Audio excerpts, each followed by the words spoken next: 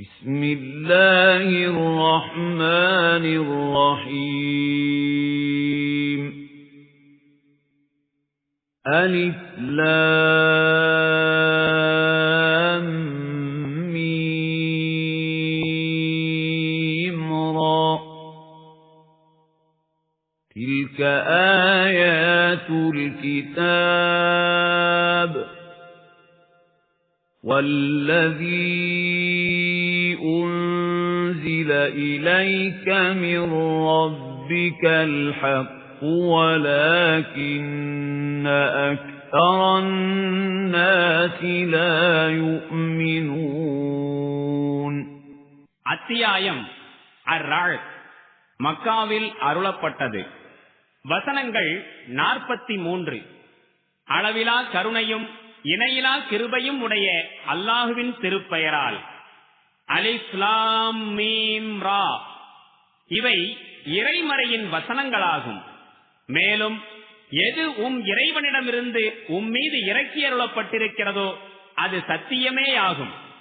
ஆயினும் உமது சமுதாயத்தில் பெரும்பாலான மக்கள் ஏற்றுக்கொள்ளாதிருக்கின்றார்கள். الله الذي رفع السماوات بغير عمد ترونها ثم استوى على العرش وسخر الشمس والقمر كل يجري لأجل مسمى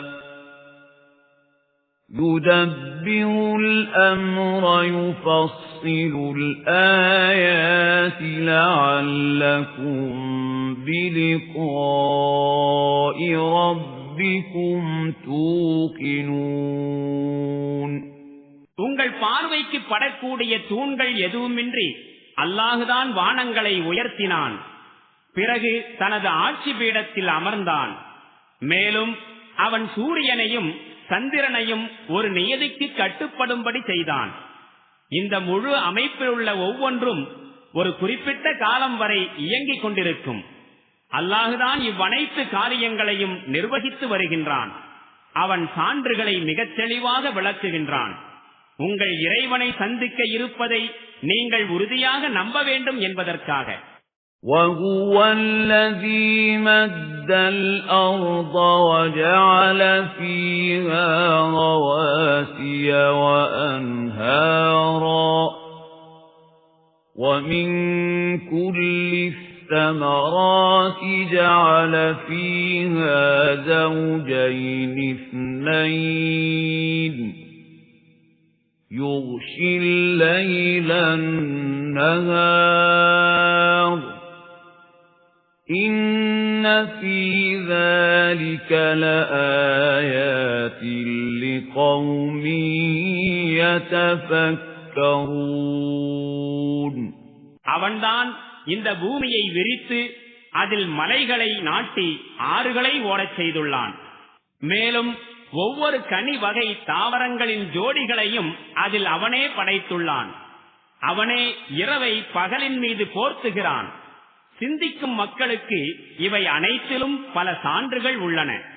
وَفِي الْأَرْضِ قِطَعٌ مُتَجَاوِرَاتٌ وَجَنَّاتٌ مِّنْ أَعْنَابٍ وَزَرْعٌ وَنَخِيلٌ صِنْوَانٌ وَغَيْرُ صِنْوَانٍ يُسْقَى بِمَاءٍ واحد وَزَرْعٌ وَنَخِيلٌ صِنْوَانٌ وَغَيْرُ صِنْوَانٍ يُسْقَى بِمَاءٍ واحد وَنُفَضِّلُ بَعْضَهَا عَلَى بَعْضٍ فِي الْأُكُلِ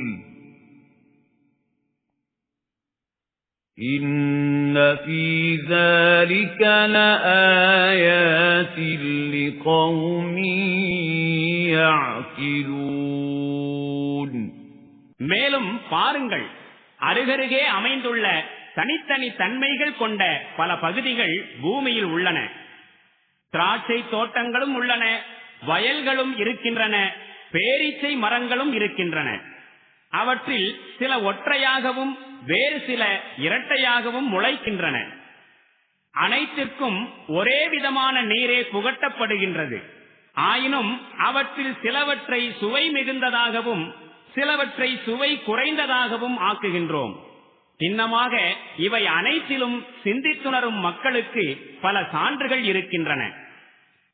وَإِن تَعْجَبْ فَعَجَبٌ قَوْلُهُمْ أَإِذَا كُنَّا تُرَابًا أَإِنَّا لَفِي خَلْقٍ جَدِيدٍ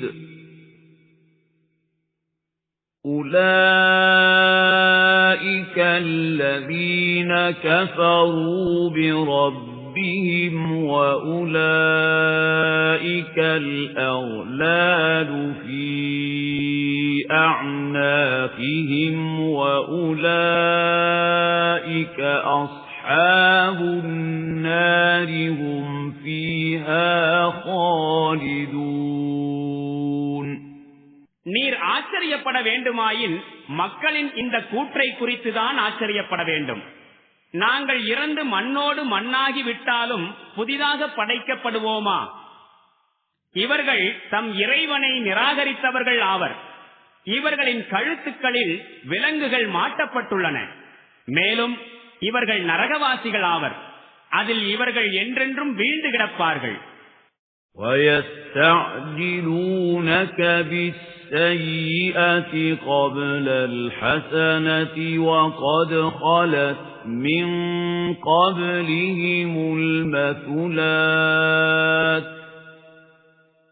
وَإِنَّ رَبَّكَ لَذُو مَغْفِرَةٍ لِلنَّاسِ عَلَى ظُلْمِهِمْ وَإِنَّ رَبَّكَ لَشَدِيدُ الْعِقَابِ. நன்மை வருவதற்கு முன் தீமையை விரைவாக கொண்டு வருமாறு இவர்கள் உம்மை வற்புறுத்துகின்றனர். ஆனாலும் இவர்களுக்கு முன்னர் இதே போன்ற போக்கினை மேற்கொண்டவர் மீது இறைவேதனை இறங்கியதற்கான படிப்பினை மிக்க நிகழ்ச்சிகள் நடைபெற்றிருக்கின்றனவே. மக்கள் அக்கிரமம் இழைத்தும் கூட உம் இறைவன் அவர்களை மன்னிப்பவனாக இருக்கின்றான் என்பதும் உண்மைதான். மேலும் உம் இறைவன் கடுமையாக தண்டிக்க கூடியவன் என்பதும் உண்மைதான். وَيَقُولُ الَّذِينَ كَفَرُوا لَوْلَا أُنْزِلَ عَلَيْهِ آيَةٌ مِّن رَّبِّهِ إِنَّمَا أَنْتَ مُنذِرٌ وَلِكُلِّ قَوْمٍ هَادٍ. உமது அழைப்பை ஏற்க மறுத்துவிட்டவர்கள் இம்மனிதர் மீது அவருடைய இறைவனிடமிருந்து ஏதேனும் ஒரு சான்று ஏன் இறக்கி வைக்கப்படவில்லை என்று கேட்கின்றார்கள். ஆனால் நீர் எச்சரிக்கை செய்பவர் மட்டுமே ஆவீர். மேலும் ஒவ்வொரு சமூகத்துக்கும் வழிகாட்டும் ஒருவர் இருக்கின்றார். الله يعلم ما تحمل كل أنثى وما تغيض الأرحام وما تزداد وكل شيء عنده بمقدار. عالم الغيب والشهادة الكبير المتعال. سواء منكم من أسر القول ومن جهر به ومن هو مستخف بالليل وسارب بالنهار. ஒவ்வொரு கர்ப்பிணியின் கர்ப்பப்பையில் உள்ளதையும் அல்லாஹ் நன்கு அறிகின்றான். மேலும் கருப்பைகளில் ஏற்படுகின்ற குறைவையும் கூடுதலையும் அவன் அறிகின்றான். அவன் ஒவ்வொன்றுக்கும் ஓர் அளவை நிர்ணயித்துள்ளான். மறைவான மற்றும் வெளிப்படையான அனைத்தையும் அவன் அறியக்கூடியவனாகவும் மிக உயர்ந்தவனாகவும் எல்லா நிலையிலும் மேலானவனாகவும் இருக்கின்றான். உங்களில் ஒருவர் மெதுவாக பேசினாலும் சரி, உரத்து பேசினாலும் சரி, மற்றும் இரவின் இருளில் ஒளிந்திருந்தாலும் சரி, பகலின் ஒளியில் நடந்து கொண்டிருந்தாலும் சரி, இவை அனைத்தும் அல்லாஹுவை பொறுத்து சமமானதே. லஹு முஅக்கிபாத்தும் மின் பைனி யதைஹி வ மின் கல்ஃபிஹி யஹ்ஃபஸூனஹு மின் அம்ரில்லாஹ். اللَّهَ لَا يُغَيِّرُ مَا بِقَوْمٍ حَتَّى يُغَيِّرُوا مَا بِأَنفُسِهِمْ. وَإِذَا أَرَادَ اللَّهُ بِقَوْمٍ سُوءًا فَلَا مَرَدَّ له وما لهم من دونه من وال. ஒவ்வொரு மனிதருக்கும் அவருக்கு முன்பும் பின்பும் கண்காணிப்பாளர்கள் வானவர்கள் நியமிக்கப்பட்டுள்ளனர். அல்லாஹுவின் ஆணையின்படி அவர்களை கண்காணித்துக் கொண்டிருக்கின்றார்கள். எந்த ஒரு சமூகமும் தன் பண்புகளை மாற்றிக்கொள்ளாத வரை உண்மையில் அல்லாஹுவும் அச்சமூகத்தின் நிலையை மாற்றுவதில்லை. மேலும் அல்லாஹு ஒரு சமூகத்திற்கு தீமையை நாடிவிட்டால் அதனை யாராலும் தடுத்து நிறுத்திட இயலாது. அல்லாஹுக்கு எதிராக அத்தகைய சமூகத்தாருக்கு உதவி செய்வோரும் எவரும் இலர். هُوَ الَّذِي يُرِيكُمُ الْبَرْقَ خَوْفًا وَطَمَعًا وَيُنْشِئُ السَّحَابَ الثِّقَالَ وَيُسَبِّحُ الرَّعْدُ بِحَمْدِهِ وَالْمَلَائِكَةُ مِنْ خِيفَتِهِ وَيُرْسِلُ الصَّوَاعِقَ فَيُصِيبُ بِهَا مَن يَشَاءُ وَيُرْسِلُ الصَّوَاعِقَ فَيُصِيبُ بِهَا مَن يَشَاءُ وَهُمْ يُجَادِلُونَ فِي اللَّهِ وَهُوَ شَدِيدُ الْمِحَالِ. பளீரென தோன்றும் மின்னலை அவன்தான் உங்களுக்கு காட்டுகிறான். அதனை கண்டு உங்களுக்கு அச்சமும் ஆர்வமும் ஏற்படுகின்றன. மேலும் அவன்தான் நீர் நிறைந்த கனமான மேகத்தை எழுப்புகின்றான். இடி முழக்கம் அவனை புகழ்வதோடு அவன் தூய்மையையும் பறைசாற்றுகின்றது. வானவர்களும் அவனுடைய பேரச்சத்தால் நடுங்கிய வண்ணம் அவனை புகழ்கின்றார்கள். மேலும் இடிகளை அவன் அனுப்புகின்றான். தான் நாடுகின்றவர்கள் மீது அவர்கள் அல்லாஹ்வை பற்றி தர்க்கம் செய்து கொண்டிருக்கும் நிலையில் சில சமயம் அவற்றை விழச் செய்கின்றான். உண்மையில் அவனுடைய சூழ்ச்சி மிகவும் சக்தி வாய்ந்ததாகும். லஹு தஅவத்துல் ஹக் வல்லதீன யதுஊன மின் தூனிஹி லா يستجيبون لهم بشيء إلا كباسط كفيه إلى الماء ليبلغ فاه وما هو ببالغه وما دعاء الكافرين إلا في ضلال ولله يَسْجُدُ مَن فِي السَّمَاوَاتِ وَالْأَرْضِ طَوْعًا وَكَرْهًا وَظِلَالُهُم بِالْغُدُوِّ وَالْآصَالِ. அவனை அழைப்பதுதான் சரியானதாகும். அவனை தவிர இவர்கள் அழைக்கக்கூடிய வேறு கடவுள்களால் இவர்களின் அழைப்புக்கு எவ்வித பதிலும் அளிக்க முடியாது. அவர்களை அழைப்பது எப்படி இருக்கிறது என்றால், ஒருவன் தண்ணீரை நோக்கி தன் இரு கரங்களை நீட்டி தண்ணீரே எனது வாயினுள் வந்துவிடு என்று கோருவதைப் போன்று உள்ளது. உண்மையில் தண்ணீர் வாயினுள் தானாகவே செல்லக்கூடியதாயில்லை. இவ்வாறே இறை மறுப்பாளர்களின் இறைஞ்சுதல் இலக்கின்றி எரியப்படும் அம்பாகும்.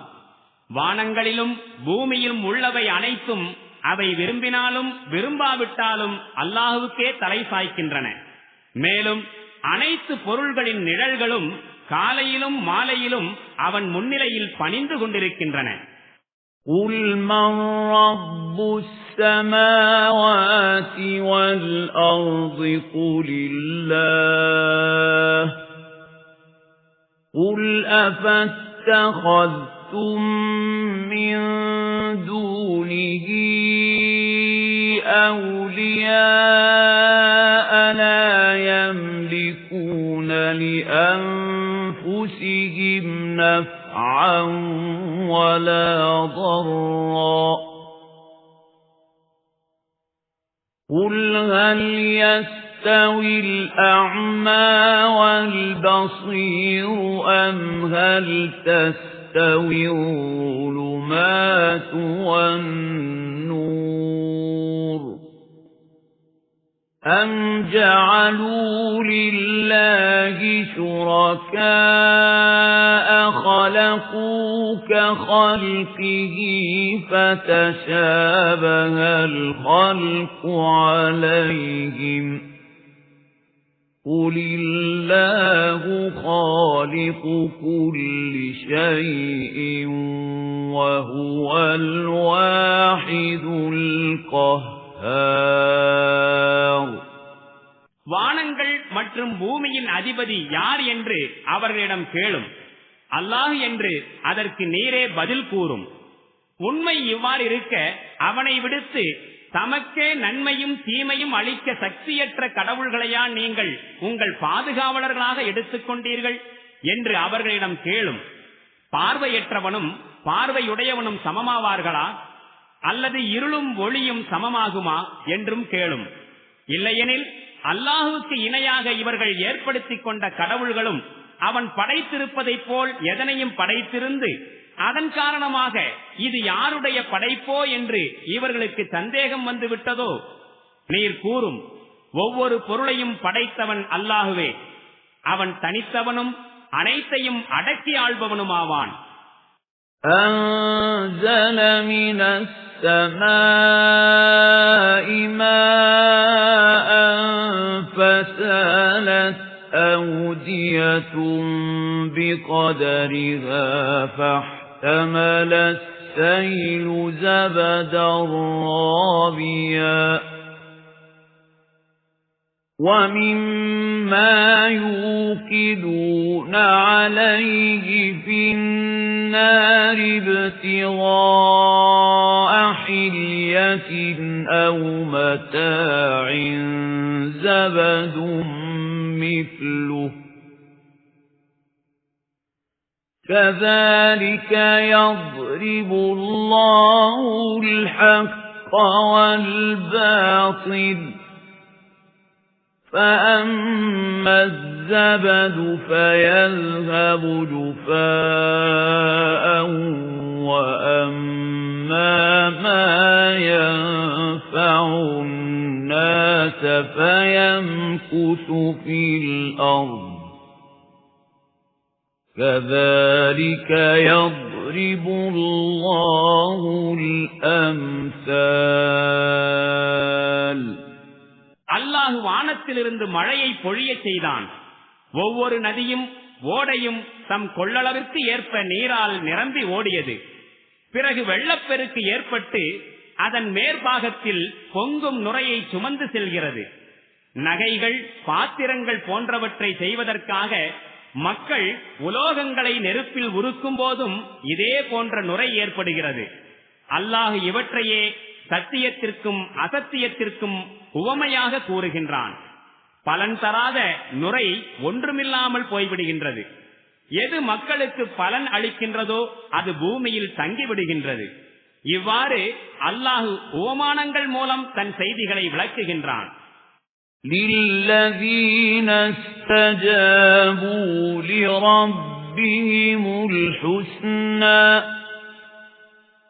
وَالَّذِينَ لَمْ يَسْتَجِيبُوا لَهُ لَوْ أَنَّ لَهُم مَّا فِي الْأَرْضِ جَمِيعًا وَمِثْلَهُ مَعَهُ لَافْتَدَوْا بِهِ أُولَئِكَ لَهُمْ سُوءُ الْحِسَابِ وَمَأْوَاهُمْ جَهَنَّمُ وَبِئْسَ الْمِهَادُ. எவர்கள் தம் இறைவனின் அழைப்பை ஏற்றுக்கொண்டார்களோ அவர்களுக்கு மிகச்சிறந்த நன்மைகள் இருக்கின்றன. எவர்கள் அந்த அழைப்பை ஏற்கவில்லையோ அவர்கள் உலகத்தில் உள்ள அனைத்து செல்வத்திற்கும் உரிமையாளர்களாய் இருந்தாலும், மேலும் அத்துடன் அதுபோன்ற இன்னொரு மடங்கை அவர்கள் பெற்றிருந்தாலும் அல்லாஹ்வின் பிடியிலிருந்து தப்பிப்பதற்காக அவை முழுவதையும் ஈடாக தந்துவிட தயாராகி விடுவார்கள். அத்தகையவர்களிடம் கடுமையான முறையில் கணக்கு வாங்கப்படும். மேலும் அவர்கள் தங்குமிடம் நரகமாகும். அது மிகவும் கொடிய இருப்பிடமாகும். أَفَمَن يَعْلَمُ أَنَّمَا أُنزِلَ إِلَيْكَ مِن رَّبِّكَ الْحَقُّ كَمَنْ هُوَ أَعْمَى إِنَّمَا يَتَذَكَّرُ أُولُو الْأَلْبَابِ الَّذِينَ يُوفُونَ بِعَهْدِ اللَّهِ وَلَا يَنقُضُونَ الْمِيثَاقَ وَالَّذِينَ يَصِلُونَ مَا أَمَرَ اللَّهُ بِهِ أَن يُوصَلَ وَيَخْشَوْنَ رَبَّهُمْ وَيَخَافُونَ سُوءَ الْحِسَابِ. இறைவனிடமிருந்து உமக்கு இறக்கி அருளப்பட்ட இவ்வேதம் உண்மையானதுதான் என்று அறிபவனும் இந்த உண்மையை அறியாமல் குருடனாக இருப்பவனும் சமமாவார்களா? அறிவுடையவர்கள்தாம் நல்லுரைகளை ஏற்றுக்கொள்பவராய் இருக்கின்றனர். அவர்கள் எத்தகையவர்கள் என்றால் அல்லாஹுவுடன் செய்து கொண்ட உடன்படிக்கைகளை நிறைவேற்றுவார்கள். உறுதிப்படுத்திய பிறகு அவ்வுடன்படிக்கைகளை முறிக்க மாட்டார்கள். மேலும் அவர்கள் எத்தகைய நடத்தை கொண்டவர்கள் என்றால் எந்தெந்த உறவு முறைகளை பிணைத்து வைக்கும்படி அல்லாஹ் கட்டளையிடுகின்றானோ அந்த உறவு முறைகளை பிணைத்து வைக்கின்றார்கள். தம் அதிபதிக்கு அஞ்சுவார்கள். மேலும் கடுமையான முறையில் தம்மிடம் கணக்கு கேட்கப்படுமோ என அச்சம் கொண்டவராக இருப்பார்கள். وَالَّذِينَ صَبَرُوا ابْتِغَاءَ وَجْهِ رَبِّهِمْ وَأَقَامُوا الصَّلَاةَ وَأَنفَقُوا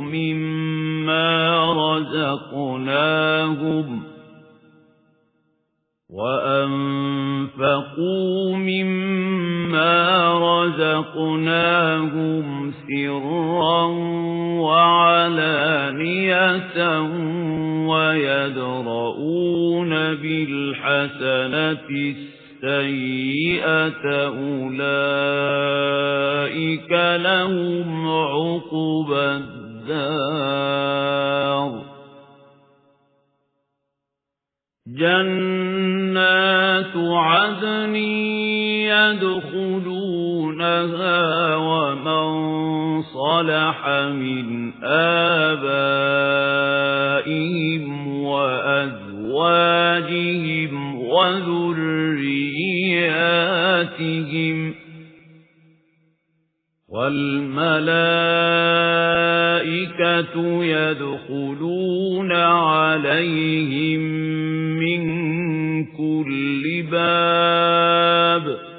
மேலும் அவர்கள் எப்படிப்பட்டவர்கள் எனில் தம் இறைவனின் உவப்பை நாடி பொறுமையை கைக்கொள்கிறார்கள், தொழுகையை நிலைநாட்டுகிறார்கள், அவர்களுக்கு நாம் வழங்கியவற்றிலிருந்து மறைவாகவும் வெளிப்படையாகவும் செலவு செய்கின்றார்கள், மேலும் தீமையை நன்மையை கொண்டு களைகின்றார்கள்.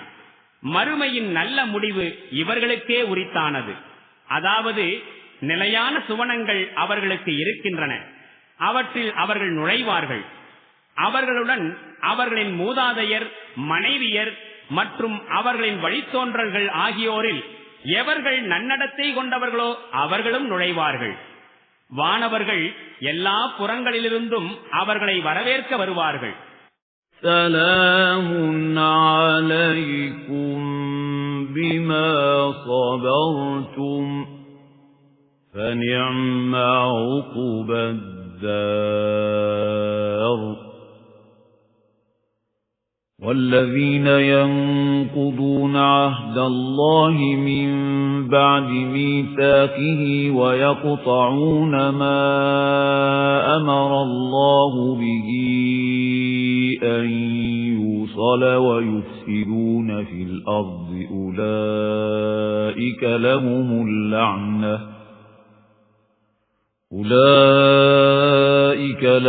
اللَّعْنَةُ وَلَهُمْ سُوءُ الدَّارِ. மேலும் அவர்களிடம் கூறுவார்கள், உங்கள் மீது சாந்தி நிலவட்டும். உலகில் நீங்கள் பொறுமையுடன் வாழ்ந்து வந்த காரணத்தால் இன்று இதற்கு தகுதி பெற்றிருக்கிறீர்கள். மறுமையின் இல்லம் எத்துணை அருமையானது. ஆனால் அல்லாஹ்வின் உடன்படிக்கைகளை உறுதிப்படுத்திய பின்னர் அவற்றை முறித்து விடுகின்றவர்களும், மேலும் எந்த உறவு முறைகளுடன் இணைந்து வாழ வேண்டும் என்று அல்லாஹ் கட்டளையிட்டிருக்கின்றானோ அந்த உறவு முறைகளை துண்டித்து விடுகின்றவர்களும், மேலும் உலகில் குழப்பம் செய்கின்றவர்களும் சாபத்திற்கு உரியவர்களாவர். மேலும் அவர்களுக்கு மறுமையில் கொடிய தங்குமிடமே கிடைக்கும். அல்லாஹு யப்சுத்துர் ரிஸ்க லிமன் யஷாஉ வ யக்திர் وَفَرِحُوا بِالْحَيَاةِ الدُّنْيَا وَمَا الْحَيَاةُ الدُّنْيَا فِي الْآخِرَةِ إِلَّا مَتَاعٌ. அல்லாஹ் தான் நாடுகின்றவர்களுக்கு தாராளமாக ஆகாரம் வழங்குகின்றான். மேலும் தான் நாடுகின்றவர்களுக்கு அவன் அளவோடு வழங்குகின்றான். எனினும் இவர்கள் உலக வாழ்க்கையில் மூழ்கி அதை கொண்டே பெரிதும் மனநிறைவு அடைகின்றார்கள். ஆனால் மறுமைக்கு எதிரில் இவ்வுலக வாழ்க்கை சொற்ப இன்பமே என்று வேறில்லை.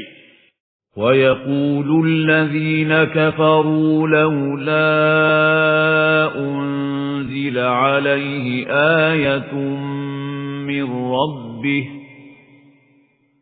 قُلْ إِنَّ اللَّهَ يُضِلُّ مَن يَشَاءُ وَيَهْدِي إِلَيْهِ مَنْ أَنَابَ. الَّذِينَ آمَنُوا وَتَطْمَئِنُّ قُلُوبُهُم بِذِكْرِ اللَّهِ أَلَا بِذِكْرِ اللَّهِ تَطْمَئِنُّ الْقُلُوبُ. الَّذِينَ آمَنُوا وَعَمِلُوا الصَّالِحَاتِ طُوبَى لَهُمْ وَحُسْنُ مَآبٍ. முஹம்மதின் தூதுத்துவத்தை நிராகரித்தவர்கள் இவருக்கு இவருடைய இறைவனிடமிருந்து ஏதேனும் ஒரு சான்று ஏன் இறக்கியருளப்படவில்லை என்று கேட்கிறார்கள். நீர் சொல்லும், தான் நாடுபவர்களை அல்லாஹ் வழிகேட்டில் ஆழ்த்துகின்றான். மேலும் தன் பக்கம் திரும்புகின்றவர்களுக்கு தன்னை நோக்கி வருவதற்கான வழியை அவன் காட்டுகின்றான். இவர்கள்தான் இந்த நபியின் அழைப்பை ஏற்றுக்கொண்டிருக்கிறார்கள். மேலும் அவர்களுடைய உள்ளங்கள் அல்லாஹுவை நினைவு கூர்வதால் நிம்மதியடைகின்றன. அறிந்து கொள்ளுங்கள், அல்லாஹுவை நினைவு கூர்வதால் தான் உள்ளங்கள் நிம்மதியடைகின்றன. பிறகு எவர்கள் சத்திய அழைப்பை ஏற்றுக்கொண்டு நற்செயல்கள் புரிகின்றார்களோ அவர்களுக்கு மகிழ்வும் நல்ல முடிவும் இருக்கின்றன. كذلك أرسلناك في أمة قد خلت من قبلها لتتلو عليهم الذي أوحينا إليك وهم يكفرون بالرحمن قل هو ربي لا إله إلا هو عليه توكلت وإليه متاب. நபியே, இவ்வாறே உம்மை நாம் ஒரு சமூக மக்களுக்கு நபியாக அனுப்பி இருக்கின்றோம். அவர்களுக்கு முன்னால் பல சமுதாயங்கள் வாழ்ந்து மறைந்து விட்டிருக்கின்றன. உம்மை எதற்காக அனுப்பியிருக்கிறோம் எனில், கருணைமிக்க இறைவனை அவர்கள் மறுப்பவர்களாயிருக்கும் நிலையில் உமக்கு வஹி மூலம் நாம் அறிவித்த செய்தியை அவர்களுக்கு நீர் எடுத்துரைக்க வேண்டும் என்பதற்காக. இவர்களிடம் நீர் கூறுவீராக, அவனே என் இறைவன், அவனைத் தவிர வணக்கத்திற்குரிய இறைவன் வேறு யாரும் இல்லை. அவனையே முற்றிலும் நான் சார்ந்திருக்கின்றேன். அவனே என்னுடைய புகலிடம் ஆவான். وَلَوْ أَنَّ قُرْآنًا سُيِّرَتْ بِهِ الْجِبَالُ أَوْ قُطِّعَتْ بِهِ الْأَرْضُ أَوْ كُلِّمَ بِهِ الْمَوْتَى بَل لِّلَّهِ الْأَمْرُ جَمِيعًا أَفَلَمْ يَيْأَسِ الَّذِينَ آمَنُوا أَن لَّوْ يَشَاءُ اللَّهُ لَهَدَى النَّاسَ جَمِيعًا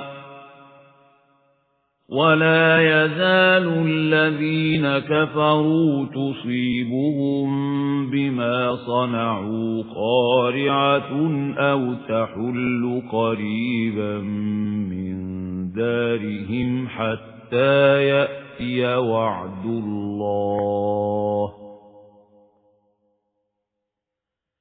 إِنَّ اللَّهَ لَا يُخْلِفُ الْمِيعَادَ. வேறொரு குர்ஆன் இறக்கியருளப்பட்டு அதன் மூலம் மலைகளை நகரும்படி செய்தாலும், அல்லது பூமியை பிளக்கச் செய்தாலும், அல்லது இறந்தவர்களை எழுப்பி பேசச் செய்தாலும் என்ன நேர்ந்திடப் போகிறது? இது போன்ற சான்றுகளை காண்பிப்பது சிரமமான செயலே அல்ல. உண்மையில் அதிகாரங்கள் அனைத்தும் அல்லாஹ்வின் கரத்திலேயே உள்ளன. பிறகு என்ன, இறை நம்பிக்கையாளர்கள் நிராகரிப்பாளர்களின் கோரிக்கையின் பேரில் ஏதேனும் அற்புதம் வெளிப்பட வேண்டும் என்று இன்னும் ஆசைப்பட்டுக் கொண்டிருக்கிறார்களா? மேலும் அல்லாஹ் நாடினால் எல்லா மனிதர்களையும் நேர்வழியில் செலுத்தி இருப்பான் என்பதை அறிந்து அவர்கள் அந்த ஆசையை கைவிட்டிருக்க வேண்டாமா? எவர்கள் இறைவனை நிராகரிக்கும் போக்கை மேற்கொண்டிருக்கிறார்களோ அவர்களுக்கு அவர்கள் செய்த தீய செயல்களின் காரணத்தால் ஏதேனும் ஒரு துன்பம் வந்து கொண்டே இருக்கும், அல்லது அத்துன்பம் அவர்கள் வீட்டின் அருகில் இறங்கிக் கொண்டே இருக்கும். அல்லாஹ்வின் வாக்குறுதி மறுமை வரும் வரை இப்படலம் நீடிக்கும். சின்னமாக அல்லாஹ் தனது வாக்குறுதிக்கு மாறு செய்வதே இல்லை. وَلَقَدِ اسْتُهْزِئَ بِرُسُلٍ مِّن قَبْلِكَ فَأَمْلَيْتُ لِلَّذِينَ كَفَرُوا ثُمَّ أَخَذْتُهُمْ فَكَيْفَ كَانَ عِقَابِ. உமக்கு முன்னரும் இறை தூதர்கள் பலர் நிச்சயமாக பரிகாசம் செய்யப்பட்டனர். ஆனால் நான் நிராகரிப்பாளர்களுக்கு தவணை அளித்தேன். இறுதியில் அவர்களை பிடித்துக் கொண்டேன். பாருங்கள், என்னுடைய தண்டனை எவ்வளவு கடினமாக இருந்தது. أَفَمَنْ هُوَ قَائِمٌ عَلَى كُلِّ نَفْسٍ بِمَا كَسَبَتْ وَجَعَلُوا لِلَّهِ شُرَكَاءَ قُلْ سَمُّوهُمْ أَمْ تُنَبِّئُونَهُ بِمَا لَا يَعْلَمُ فِي الْأَرْضِ أَمْ بِظَاهِرٍ مِنَ الْقَوْلِ بَلْ زُيِّنَ لِلَّذِينَ كَفَرُوا مَكْرُهُمْ وَصُدُّوا عَنِ السَّبِيلِ ومن يضلل الله فما له من هاد لهم عذاب في الحياة الدنيا ولعذاب الآخرة أشق وما لهم من الله من واق. பிறகு என்ன? ஒவ்வொரு ஆன்மாவின் சம்பாதனையையும் எந்த இறைவன் கண்காணித்துக் கொண்டிருக்கின்றானோ அந்த இறைவனுக்கா இவர்கள் இவ்வளவு துணிச்சலாக இணை வைக்கின்றார்கள்? நபியே, இவர்களிடம் கூறும், உண்மையில் அவை இறைவனால் உருவாக்கப்பட்ட இணைகளாக இருந்தால் சற்று அவற்றின் பெயர்களை சொல்லுங்களேன். பூமியில் அல்லாஹுக்கு தெரியாத புதிய செய்தி ஒன்றை அவனுக்கு நீங்கள் சொல்லித் தருகிறீர்களா? அல்லது உதட்டளவில் ஏதேனும் உளறிக் கொண்டிருக்கிறீர்களா? உண்மை என்னவெனில், எவர்கள் சத்திய அழைப்பினை ஏற்க மறுத்தார்களோ அவர்களுக்கு அவர்களுடைய சூழ்ச்சிகள் அழகாக காண்பிக்கப்பட்டுள்ளன. மேலும் அவர்கள் நேர்வழியிலிருந்து தடுக்கப்பட்டுள்ளார்கள். இனி அல்லாஹ் யாரை வழிகேட்டில் ஆழ்த்தி விடுகின்றானோ அவருக்கு வழிகாட்டுபவர் எவரும் இலர். இத்தகையோருக்கு உலக வாழ்க்கையிலேயே வேதனை உண்டு. மேலும் மறுமையின் வேதனை இதைவிட கடுமையானதாகும். அவர்களை அல்லாஹ்விடமிருந்து காப்பாற்றுவோர் எவரும் இலர். مثل الجنة التي وعد المتقون تجري من تحتها الأنهار أكلها دائم وظلها تلك عقبى الذين اتقوا وعقبى الكافرين النار. இறையச்சம் உடையோருக்காக வாக்களிக்கப்பட்டுள்ள சுவனத்தின் தன்மை என்னவெனில், அதன் கீழே ஆறுகள் ஓடிக்கொண்டிருக்கும்.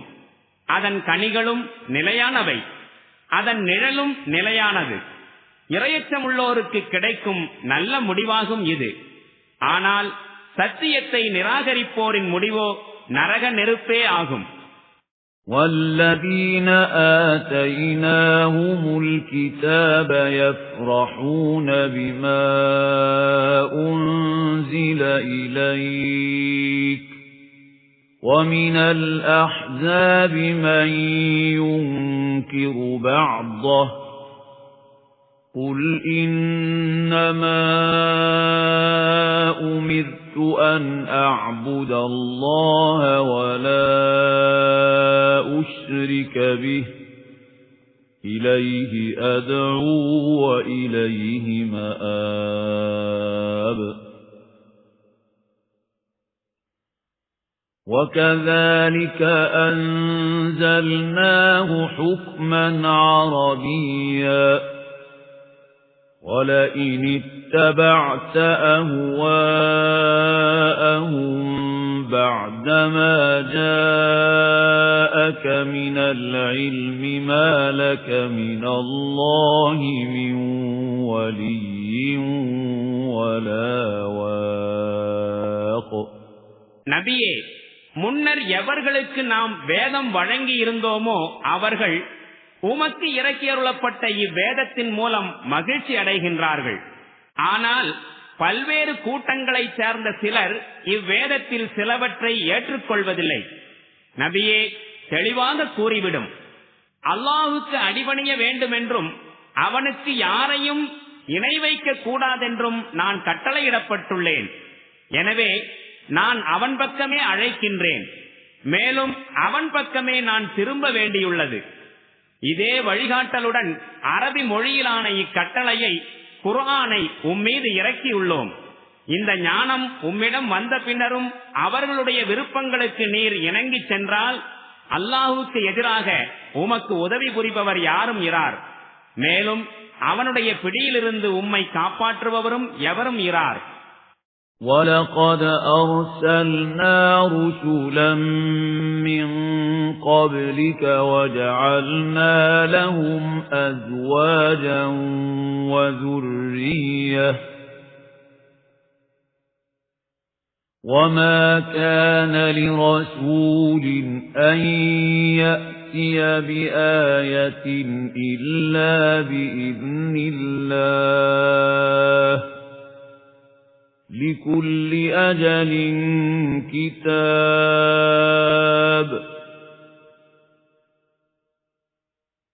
يَمْحُو اللَّهُ مَا يَشَاءُ وَيُثْبِتُ وَعِندَهُ أُمُّ الْكِتَابِ உமக்கு முன்பும் தூதர்கள் பலரை நாம் அனுப்பியுள்ளோம். மேலும் மனைவி மக்களையுடையவர்களாகவே நாம் அவர்களை ஆக்கியிருக்கின்றோம். மேலும் அல்லாஹுவின் அனுமதியின்றி சுயமாக ஒரு சான்றை கொண்டு வரும் ஆற்றல் எந்த தூதருக்கும் இருக்கவில்லை. ஒவ்வொரு காலகட்டத்துக்கும் ஒரு வேதம் இருக்கிறது. தான் நாடுவதை அல்லாஹ் அழித்து விடுகின்றான், தான் நாடுவதை நிலைப்படுத்துகின்றான். உம்முல் கிதாப் அவனிடமே உள்ளது.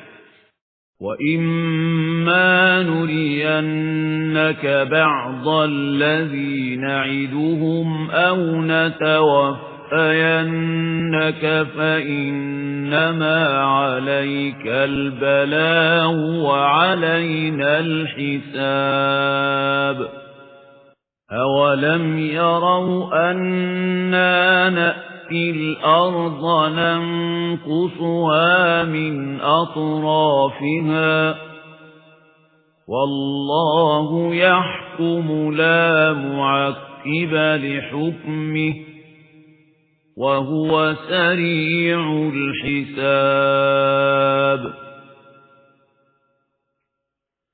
وَقَدْ مَكَرَ الَّذِينَ مِنْ قَبْلِهِمْ فَلِلَّهِ الْمَكْرُ جَمِيعًا